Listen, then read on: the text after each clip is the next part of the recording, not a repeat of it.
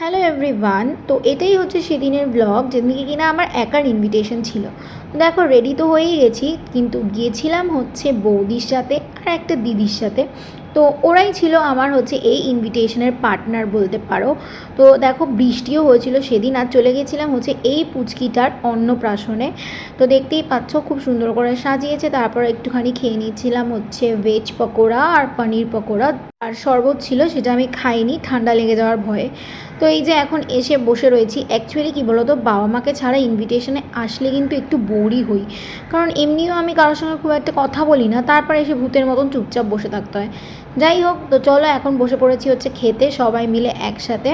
তো প্রথমেই দেখছো ভাত, ডাল, আলু ভাজা, পটল চিংড়ি ছিল, সেটা আমি খাইনি। পাবদা মাছ, পাবদা মাছটাও আমি খুব একটা খাই। আর এইখান থেকে বসেও কিন্তু মাকে আমি ভিডিও কল করেছিলাম, কারণ দেখাচ্ছিলাম যে কী কী খাচ্ছি। তো যাই হোক, তারপরে চলে এসেছিলো টেস্টি টেস্টি চিকেন, যেটা কিনা খুব টেস্টি হয়েছিল। তারপর চাটনি, পাঁপড়, মিষ্টি আর আইসক্রিম ছিল, যেটা আগেই আমি খাইনি। আর তারপর হাজমোলা খেয়ে নিলাম। তো এখন কিন্তু বাড়ি চলে যাচ্ছি, যেহেতু 11টা বেজে গেছিলো, তাই বাবা এসেছিলো নিতে। তো আজকের জন্য টাটা।